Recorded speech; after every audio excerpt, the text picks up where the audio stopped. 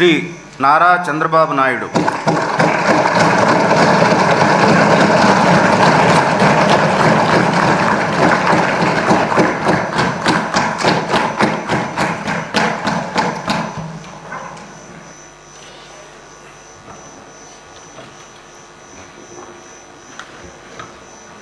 నారా చంద్రబాబు నాయుడు అనే నేను శాసనసభ సభ్యునిగా ఎన్నిక అయినందున శాసనం ద్వారా నిర్మితమైన భారత రాజ్యాంగం పట్ల నిజమైన విశ్వాసం, విధేయత చూపుతానని, భారతదేశ సార్వభౌమాధికారాన్ని, సమగ్రతను కాపాడుతానని, నేను స్వీకరించబోయే కర్తవ్యాన్ని శ్రద్ధాశక్తులతో నిర్వహిస్తానని దైవ సాక్షిగా ప్రమాణం చేస్తున్నాను.